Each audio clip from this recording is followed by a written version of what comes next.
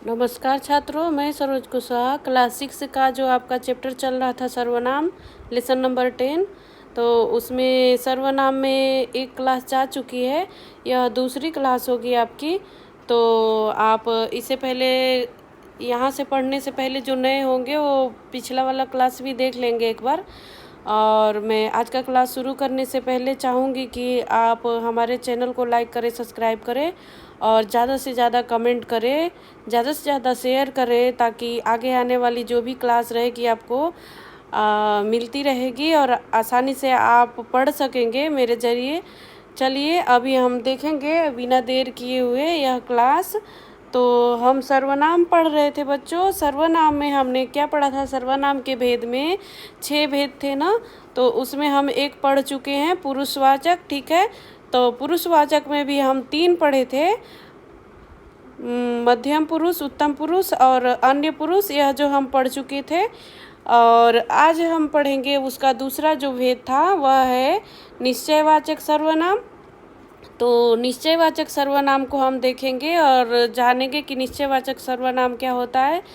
तो जिन सर्वनामों से किसी निश्चित वस्तु या व्यक्ति का पता चलता है वे निश्चय सर्वनाम कहलाते हैं, निश्चयवाचक, ठीक है।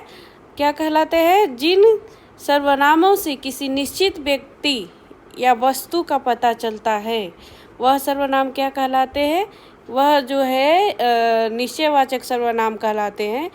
इसके अंतर्गत एक वचन में यह और वह तथा बहुवचन में ए वे रूप आते हैं। यह क्या है? यह और वह क्या है? निश्चयवाचक सर्वनाम है। और बहुवचन में होगा जब तो ए और वे हो जाएगा। तो क्या है? यह और ए का प्रयोग निकट के वस्तुओं के लिए किया जाता है तथा वह वे का प्रयोग दूर के वस्तुओं के लिए किया जाता है, ठीक है। यह जो है क्या है? निश्चय है, निश्चयवाचक सर्वनाम। कौन कौन से? यह वह। और बहुवचन में ये और वे, ठीक है। एक वचन में लिखना होगा तो यह वह, और बहुवचन में जब हम लिखेंगे तो ये और वे। यह क्या है बच्चों? ये जो है क्या है? निश्चयवाचक सर्वनाम के अंतर्गत आते हैं। तो इसके बारे में हम थोड़ा और जाएंगे और उदाहरण देखेंगे, यह और वे तथा उनके रूप देखेंगे। तो देखिए अध्यापक। तो अध्यापक क्या है? पास में रखी किताब की ओर संकेत करते हुए। एक अध्यापक है जो पास में रखी हुई किताब है उसके पास संकेत करते हुए क्या बोल रहे हैं? सलीम, इसे यहाँ से उठा ले जाओ। क्या बोल रहे हैं? इसे यहाँ से उठा ले जाओ, ठीक है। और लड़का अपने पास रखे केलों और की ओर संकेत करते हुए क्या बोल रहा है? केलों की ओर संकेत करते हुए, अरे बच्चों इनको खाकर ख़त्म करो, ठीक है। तो यह क्या है? यह और ए के लिए है, ठीक है। यह और ए के लिए है, ठीक है। और वह और वे के लिए हम पढ़ेंगे रूप, ठीक है।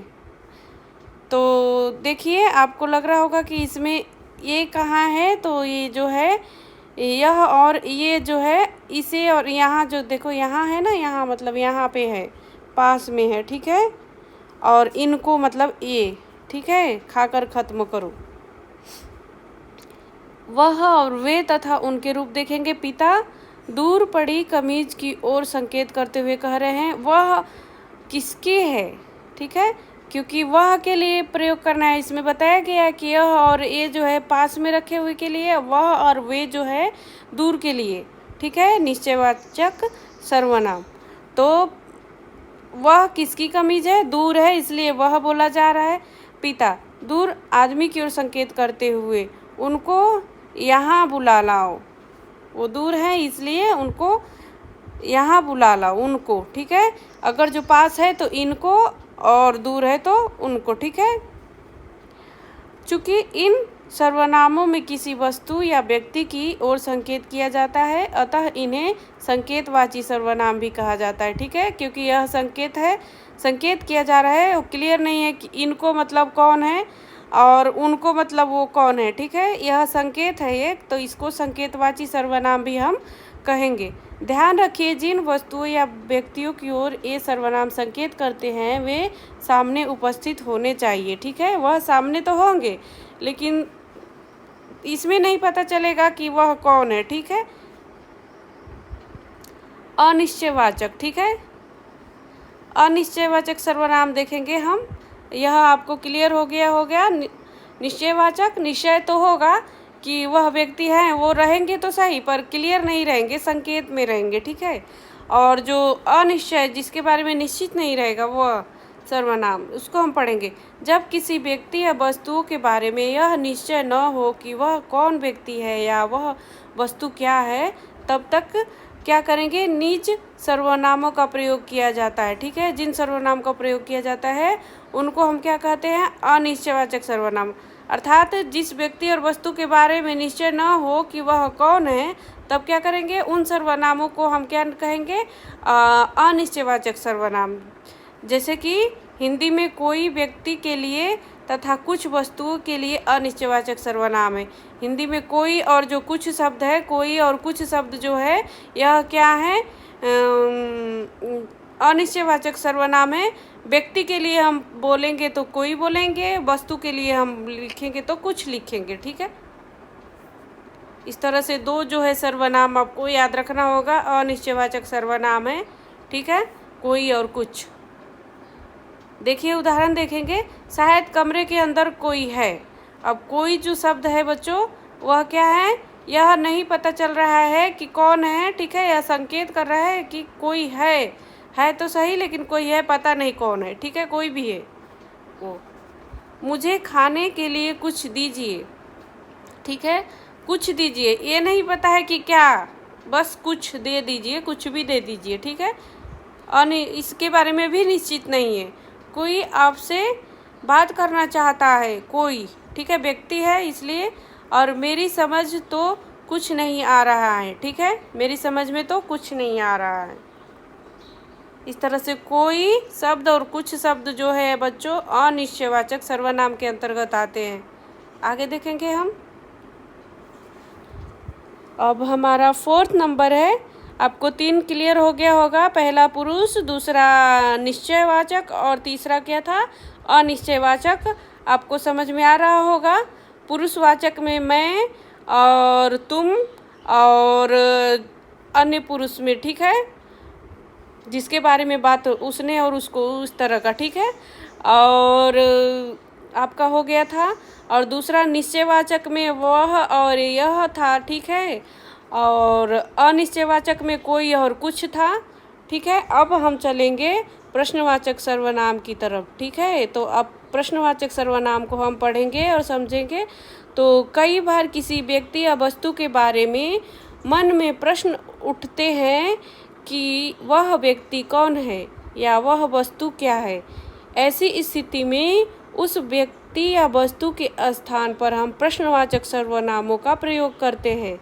क्या करते हैं, कई बार हमारे मन में क्या होता है, प्रश्न उठता है कि वह व्यक्ति और वस्तु कौन है, ठीक है, या फिर वह वस्तु क्या है। तो इस तरह के जो प्रश्न उठते हैं, कौन और क्या, तो यह जो सर्वनाम होते हैं, क्या होते हैं, प्रश्नवाचक सर्वनाम होते हैं। हिंदी में प्रश्नवाचक सर्वनाम कौन से हैं, कौन, व्यक्ति के लिए कौन, तथा क्या, कौन सा, कौन सी, वस्तु, घटना के लिए किया जाता है, ठीक है।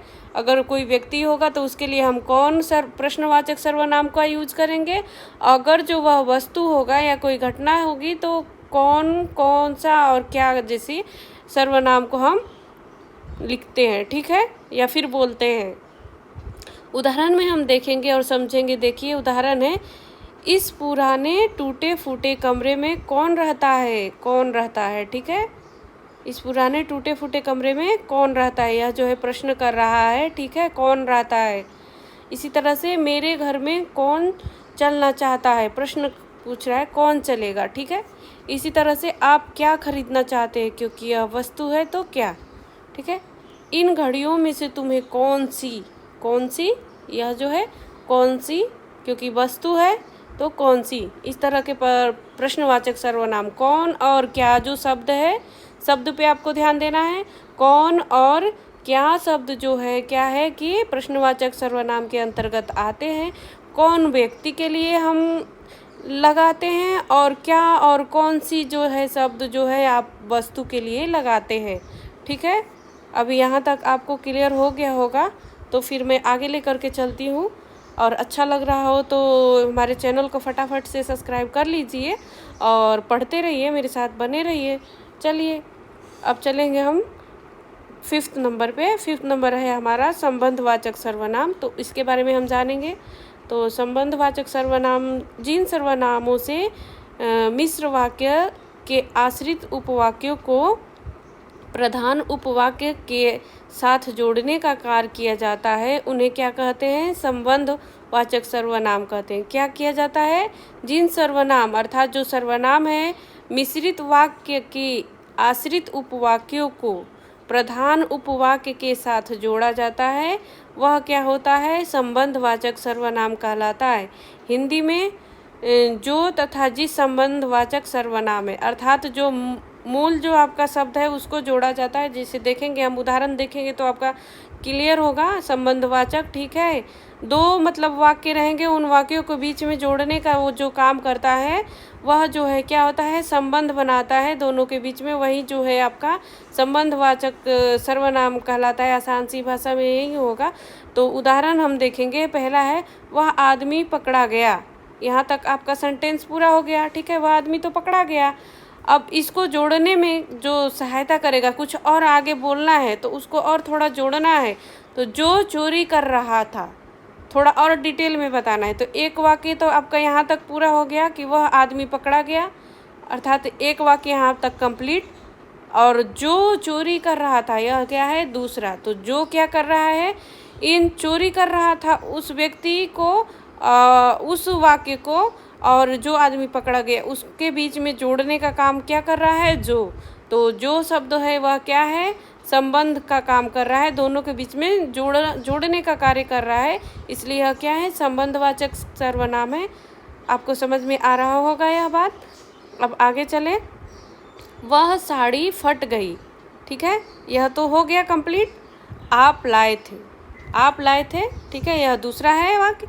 और वह साड़ी फट गई, इन दोनों वाक्यों के बीच में जो जोड़ने का कार्य कर रहा है जिसे, तो जब पूरा पढ़ेंगे वाक्य तो वह साड़ी फट गई जिसे आप लाए थे। तो जिसे जो शब्द है बच्चों, जिसे शब्द जो निकला है इसमें यह क्या है? संबंधवाची सर्वनाम है, ठीक है। तो इस तरह से आप समझ रहे होंगे संबंधवाची सर्वनाम को, आसान लग रहा होगा। यह वही बच्चा है, यह क्या है? वही बच्चा है। यहाँ तक एक वाक्य है, इनाम जीता था। अब इस तरह से बोलेंगे तो अच्छा तो नहीं लगेगा। अब इन दोनों को जोड़ करके जब हम बोलेंगे तो यह वही बच्चा है जिसने इनाम जीता था। अब जिसने शब्द इसमें लगा दिए, जब हम जोड़ दिए तो यह वाक्य अच्छा भी बन गया, ठीक है। तो जिसने जो सर्वनाम है, जिसने, ठीक है, वह सर्वनाम क्या है कि संबंधवाची सर्वनाम है। यह वही होटल है। यहाँ तक एक सेंटेंस। मैं पहले भी रुका था, दूसरा सेंटेंस। अब जिसमें जो शब्द है यह क्या हो जाएगा आपका? संबंधवाची सर्वनाम। तो इस तरह से तो बोलेंगे यह वही होटल है, मैं पहले भी रुका था, इस तरह से बोलेंगे तो अच्छा तो नहीं लगेगा। अब इसको कंप्लीट कैसे करेंगे? यह वही होटल है जिसमें मैं पहले भी रुका था। अब जिसमें जो शब्द है वो होटल के तरफ संकेत कर रहा है, ठीक है। तो जिसमें सर्वनाम जो है क्या है?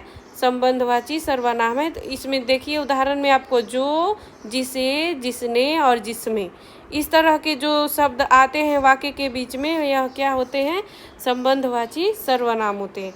ध्यान रखनी होगी, कुछ बातें होगी जिसे, जिसे, जिसने, जिससे, जिसको, जिसमें आदि जिस सर्वनाम के ही रूप है। अर्थात इतने सारे जो रूप है ना, आपको जो ये बॉक्स में दिख रहा होगा, यह क्या है कि इसके संबंधवाची सर्वनाम के ही रूप हैं, ठीक है। जिसे, जिसने, जिसको और ये सारे संबंधवाची सर्वनाम के ही रूप हैं, ठीक है। अब हम आगे चलते हैं, क्योंकि यह 5 नंबर मुझे पता है आपको क्लियर हो गया होगा टॉपिक, ठीक है। अब आगे चलेंगे और आगे है हमारा 6। तो 6 हमारा जो है लास्ट है सर्वनाम का भेद में, ठीक है। तो यह है एक निजवाचक सर्वनाम। तो निजवाचक सर्वनाम, निज का अर्थ ही होता है खुद, खुद के लिए, जो खुद के लिए, निज मतलब खुद के लिए। तो जो खुद के लिए हम प्रयोग करते हैं वह क्या होगा? निजवाचक सर्वनाम होगा। तो इसको हम पढ़ेंगे। निज शब्द का अर्थ होता है अपना, अर्थात अपना मतलब खुद के लिए, ठीक है। निजवाचक सर्वनाम वे सर्वनाम हैं जिनका प्रयोग वक्ता के द्वारा वाक्य के कर्ता के लिए किया जाता है। ठीक है, जो वक्ता जो है वह कर्ता अर्थात खुद के लिए, कर्ता जो है जो कार्य को कर रहा है उसके लिए किया जाता है। हिंदी में स्वयं, खुद, अपने आप ही आदि निजवाचक सर्वनाम है। ठीक है, तो इस तरह के जो शब्द आते हैं यहाँ क्या है, यही जो है क्या है, निजवाचक सर्वनाम। देखिए उदाहरण देखेंगे तो आपको क्लियर होगा। इस कमरे को वह स्वयं साफ करेगी, वह स्वयं करेगी, स्वयं मतलब खुद ही करेगी। ठीक है, स्वयं शब्द जो है क्या हो गया आपका, निजवाचक शब्द हो गया। तुम चाहो तो खुद खाना बना सकती हो, खुद बना सकती हो, खुद। ठीक है, वो अपने लिए, खुद के लिए यूज करना है। ठीक है, वह अपने आप नहीं जा सकता, क्या, अपने आप, खुद के लिए। ठीक है, इस तरह के सब लोग अपना काम अपने आप करेंगे, इस तरह के जो शब्द हैं क्या है, अपने आप। तो इसमें देखिए कितने सारे निजवाचक सर्वनाम निकले, स्वयं, खुद और अपने आप। ठीक है, तो इस तरह के जो सर्वनाम होते हैं निजवाचक सर्वनाम के अंतर्गत आते हैं। तो इस तरह से आपका 6 सर्वनाम क्लियर हो गया होगा। सर्वनाम में 6, ठीक है, 6 भेद समाप्त हो गए हैं और सारे सर्वनामों के जो आपके शब्द हैं वह शब्द भी मिल गया होगा आपको। अब हम क्या क्या सीखा था इस पूरे पाठ में, इसको एक बार हम रिवाइज के तौर पे पूरा सरसरी निगाहों में हम इसको देखेंगे और पढ़ेंगे। तो देखिए हमने क्या सीखा था इस पूरे लेसन में, तो देखेंगे संज्ञा के स्थान पर प्रयुक्त होने वाले शब्दों को सर्वनाम कहते हैं। अर्थात जो संज्ञा है, जो कार्य को कर रहा है व्यक्ति, उसके स्थान पर जो नाम हम प्रयुक्त करते हैं उसे हम सर्वनाम कहते हैं। सर्वनाम के 6 भेद होते हैं, पुरुष, निश्चयवाचक, अनिश्चयवाचक, प्रश्नवाचक, संबंधवाचक और निजवाचक। इसको हम एक ट्रिक के माध्यम से बनाएंगे, तो आप सुन लीजिएगा, बार बार सुनिएगा वीडियो प्ले करके और रट लीजिएगा कि ये पूरा 6 सर्वनाम आपको याद हो जाए।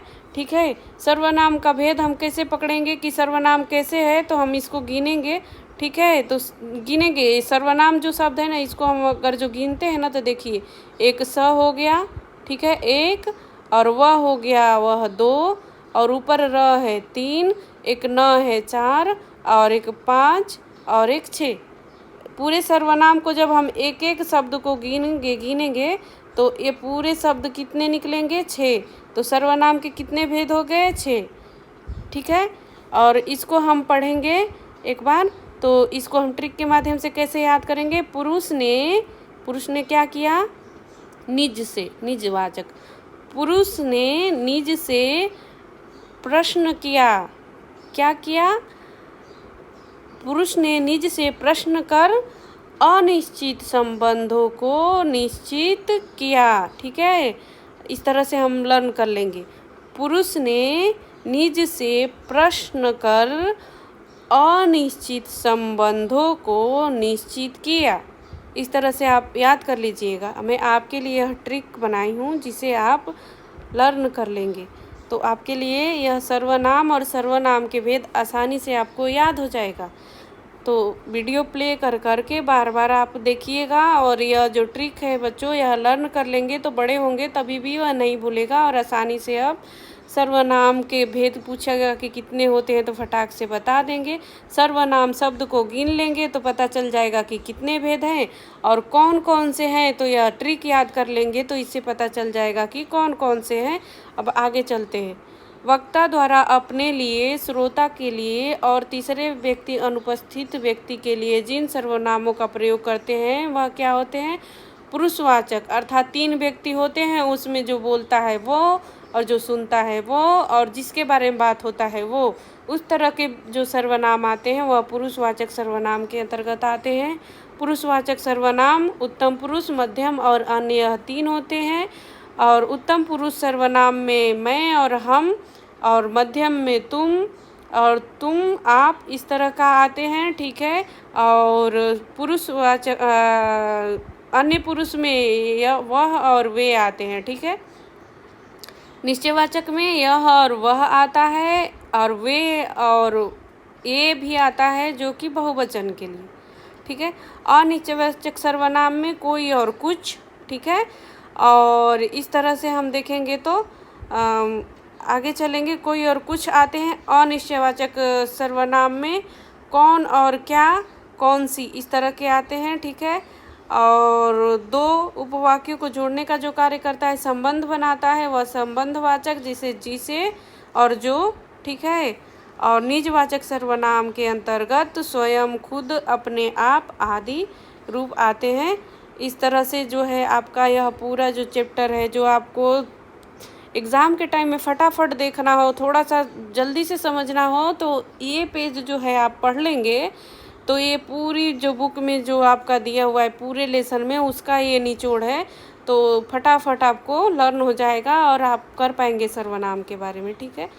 इस तरह से, और आज के लिए बस इतना ही। मेरे चैनल को लाइक कीजिए, सब्सक्राइब कीजिए, कमेंट कीजिए, ज़्यादा से ज़्यादा शेयर कीजिए।